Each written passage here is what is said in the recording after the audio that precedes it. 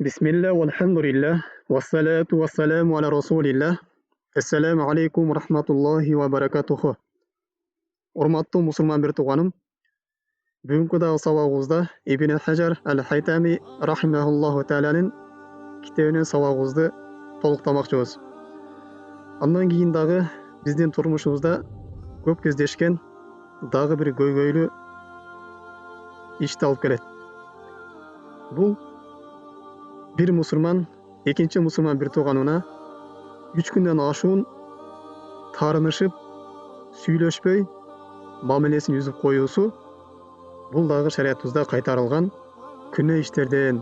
Мындан этият болгула, мындан сак болгула деп бизге өз китебинде Ибн Хажар аль-Хайтами рахимахуллаху таала алып келип жатат.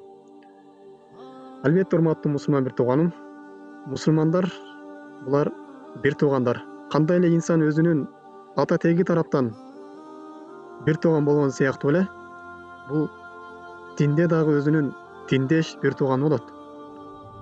Жана анын өзүнүн тиешелүү акылары бар. Биз аларды сакташыбыз керек. Ага кыянат кылыштык, аны сактабаштык бул шариятыбызда күнөө болуп келип чыгат. Эми мына ошол акылардын бири бул мусулмандын ортосундагы болгон сүйүүсүн сакташтык, ортодогу ынтымакты, бири-бири болгон мамилени бекемдештик.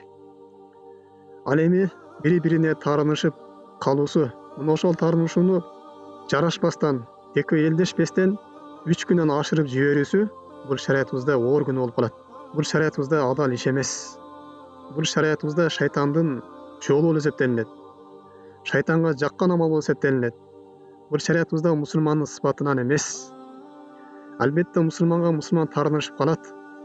Бирок экөө таарынышкандан кийин, кайра ачуулары жазылгандан кийин бири-бири менен жарашууга аракет кылышы керек. Эгерде андай кылбай турган болсо, ошентип экөө таарынышып, бири-бирин кечирбестен, жүрөктөрүндө кек сактап, бири-бирин жек көрүп, бири-бирин жаман көрүп, жолуккан кезде сүйлөшпөстөн, бири-биринен жүз үрүп, бири-бирине артын салып, бири-бирине текеберленип, кыйынсынып жүрө турган болсо, анда бул өтө оор күнөө. Бул тууралуу Аллах Таала Кур'ан Каримде эскерген, жана пайгамбар саллаллаху алейхи вассалам өзүнүн хадистеринде бизге кеңири баяндап берген. Аллах Таала Кур'ан Каримде өз сөзүндө айтат: «Иннамал муъминуна ихва, фаслиху байна ахвайкум». Албетте момундар булар бир туугандар дейт. Силер эгер урушуп, талашып, жанжалдашып кала турган болсоңор, анда башка мусулман бир тууганыңар болгон мамилени оңдогула дейт. Аны түздөгүлө дейт. Жарашкыла деп Аллах Таала бизди Кур'ан Каримде бул нерсеге буйруп атат. Жана ошондой эле пайгамбар саллаллаху алейхи вассалам өзүнүн хадистерин айтат: «Ла яхиллу ли муслимин ан яхжура муслиман фаука саласа лаялин». Мусулман бир тууганына 3 күндөн ашуун таарынып жүрүүсү бул адал болбойт дейт. Демек бул харам деген иш. Эгерде мусулман башка мусулманга таарынып 3 күндөн ашып жүрө турган болсо, бул экөө тең күнөөгө батат. Экөө тең ошо жарашпай турган болсо, экөө тең жарашкан аракет кылбай турган болсо, экөө тең бул күнөөлөргө батышат. Пайгамбар бир хадисинде айткан: «Лам ядхулал жанната ва лам яштамия фил жанна». Бул экөө таарынышкан бойдон жүрө турган болсо, ал экөө тең бейишке кире албайт деген. Жана экөө бейиште чогуу болбойт деп пайгамбар саллаллаху алейхи вассалам мына ушул мусулманга мусулман болгон таарынышуу эртең кыямат күндө аларды бейишке кирүүдөн тосуп коет деп атат.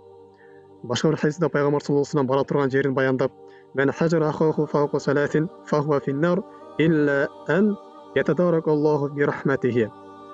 Кайсы бир мусулман өзүнүн мусулман бир тууган 3 күндөн ашуун таарынып жүрө турган болсо, анын бара турган орду дозок болот дейт. Ага азап болот дейт. Бир гана Аллах Таала өзүнүн ырайымына эле урабай турган болсо дейт. Демек, урматтуу мусулман бир тууганым, бул аябай оор күнөө экен. Инсанды бейиштен тосуп кое турган, инсанды дозокко салып, азапка душар кылып коючу бул күнөө экен. Биз таарынышуудан алыс болушубуз керек. Эми ар кандай таарынышуулар, келишпестиктер болуп калат. Бирок биз ошо нерсени эртерээк ошо таарынышууларды жазып, бири-бирибизди кечиришип, кайра элдешүүгө аракет кылышыбыз керек. Жана пайгамбар саллаллаху алейхи хадистердин биринде бизге мындайча буйруйт: «Ла тадабару ва ла тaqata'u». Силер бири-бириңерге артыңарды салбагыла дейт. Бири-бириңерди жолуккан кезде жүз үрүп таарынышпагыла. Жана бири-бириңерден болгон мамилени үзбөгүлө дейт. «Акуну ибадаллахи ихванан». Аллах Тааланын бир тууган болгон мусулман пенделер болуп силер жашагыла дейт. Хажрул муъминина саласин фаин такаллама ва илля а'радаллаху анхума хатта ятакаллама дейт. Эгерде мусулман пенделер бири-бирине таарынышып сүйлөшпөй кое турган болсо, ал экөө бири-бирине сүйлөшкөнгө чейин Аллах Таала аларга карабайт дейт. Аллах Таала аларга сүйлөбөйт дейт. Аллах Таала алардын ортосунан чыгып кетет дейт. Аллах Таала алардын жашоосуна береке бербейт дейт. Аллах Таала алардын жолун ачпайт дейт. Ал эми Аллах Таала алардын ортосунан чыгып кеткенден кийин, Аллах Таала аларды карабай койгондон кийин, анын ордуна шайтан келет. Шайтан келип өзүнүн максатын ишке ашырат. Албетте шайтандын эң чоң максаты бул инсан дозокко алып барыштык. Инсандын жашоосун бузуштук.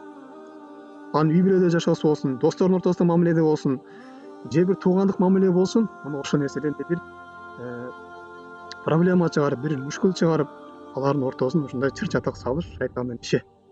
Демек, урматтуу мусулман биртуганым, биз таарынышып кала турган болсок, шайтанга жол бербейли. Эгерде шайтанга жол ачып бере турган болсок, албетте шайтан бизди жакшылыкка алып барбайт. Мунун арты жакшылык болбойт. Өзгөчө урматтуу мусулман биртуган, үй бүлөдө боло турган болсо, үй бүлөдө аялы күйөөсүнө таарынып кала турган болсо, күйөөсү аялына таарынып кала турган болсо, булар да 3 күнөн ашуун бири-бирине таарынышып жүрүүсү жакшы иш эмес. Экөө бири менен жарашканы, элдешкен аракет кылыш керек. Эгерде ошону жарашпай да таарынып жүрө турган болсо, шайтан дагы өзүнүн башка максаттарын ишке ашыруу иретинде ар кандай жаман жолдорду ача берет. Жаман жолдорго алып бара берет. Экөө таарынышат, ошентип үй бүлөнүн бузуусуна алып барат. Жана ошондой эле дагы бул бир туугандар арасында мындай болуш керек. Бир туугандар да бири-бирине таарынып калган болсо, ортосундагы мамилени чындоого, байланышты кайра түзөтүп кетүүгө, аны оңдоого аракет кылыш керек. Кайра да ошо ынтымак сактап калууга биз аракет кылышыбыз керек. Эгер андай кылбай турган болсок, бизге жанагындай шайтан кирет дагы биздин туугандар арасында болгон мамилени бузуп, ар кандай жаман иштерге алып барат. Ар кандай жаман күмөндөргө, бири-бирибизге болгон көрө албастыкка алып барат. Жада калса ошол кан төгүүгө чейин алып барат бул. Ошону өлтүрүп койгонго чейин, анын үй бүлөсүн бузууга, анын мал жанын жок кылууга, дагы башка нерсеге ушинтип бизди алып барып, аларды бир жаман нерсени бүтө турган нерсеге алып барат. Ошон үчүн биз жарашууга аракет кылышыбыз керек.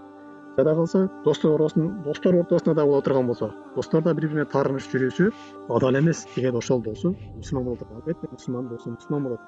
Ошентип бири-бирине таарынышып, достор да бири-бирине таарынышып жүрүүсү бул жакшы иш эмес экен. Ортолору жарашууга аракет кылышыбыз керек. Жана ошондой эле пайгамбар саллаллаху алейхи вассалам бир хадисинде мындай бизге катуу эскерет.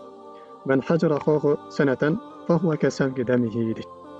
Кимдеги мусулман бир тууганына бир жылдан ашуун таарынып жүрө турган болсо, бул ошонун канын төккөнүнүн барабар дейт. Муну ошол мусулманды өлтүрүп койгон күнөөгө эле тетек болот дейт. Демек, урматтуу мусулман бир тууганым, бир жылдан ашуун таарынып жүрүүсү, бир жыл болсо дагы бири-бирине болгон кекти сактап жүрө берүүсү, бири-бирине болгон жаман көрүүнү жүрөккө сактап жүрө бериштиги, кечиримдүү болбоштугу, ынтымактуу бир иштиге келбештиги, ошентип жүрө бериштиги бул ошол мусулмандын канын төккөндөй эле күнөөгө батат деп пайгамбар саллаллаху алейхи вассалам бул катуу эскерип атат. Башка бир хадисте да пайгамбар саллаллаху алейхи вассалам айтат, бул эгерде эки киши ислам динине кире турган болсо дейт, ислам динине киргенден кийин бири-бирине таарынышып 3 күндөн ашуун жүрө турган болсо, ал экөө ошол ислам дининен кайра кайтып кеткен эле күнөөгө батат дейт. Кайра ислам дининен чыгып кетиптир дейт. Демек, урматтуу мусулман бир тууганым, биз баарыбыз мусулманбыз, баарыбыз келме айтып атабыз. Бирок башка бир мусулман бир тууганыбызга таарынышып жүрө турган болсок, биз кайра ислам дининен чыгып кеткен эле ушундай бир күнөөгө батып калат экенбиз. Биз мындан этият болушубуз керек. Жана ошондой эле башка бир хадисте пайгамбар саллаллаху алейхи вассалам булардын күнөөлөрүн Аллах Таала кечирбестиги тууралуу бизге кабар берет. Канча күнөө жасаса дагы, ошосун тооба кылса дагы, ошосунан истигфар айтса дагы Аллах Таала булардын тообаларын кабыл албастыгы тууралуу, булардын ибадаты Аллах Таала көтөрүлүп барбайт экендиги тууралуу бизге кабар берип пайгамбар салам айтат. Аллах Таала ар 1-күн жана 4-күн жер бетиндеги пенделердин күнөөлөрүн кечирип барат дейт. Бир гана эки адамдын күнөөсүн кечирбейт дейт. Алардын бирөөсү бири-бирине таарынышып жүргөн адамдар, жана экинчиси бул мушрик адам дейт. Булардын күнөөсүн Аллах Таала кечирбейт дейт. Демек, урматтуу мусулман бир тууганым, биз таарынышып кала турган болсок, бири-бирибиздин ортосунда мамилебизди чындоого аракет кылышыбыз керек.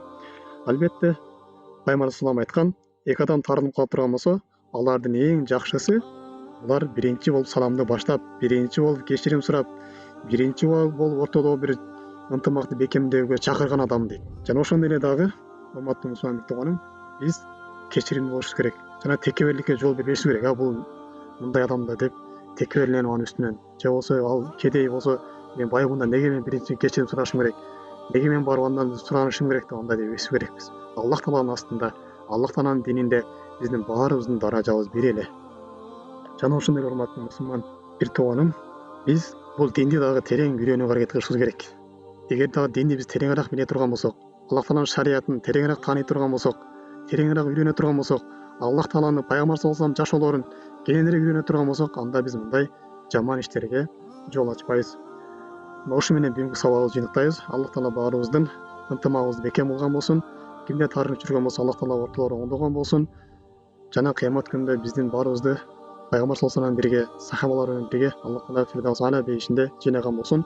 Субханак Аллахумма бихамдик, ашхаду ан ла иляха илля анта, астагфирука ва атубу илейк. Ассаламу алейкум ва рахматуллахи ва баракатуху.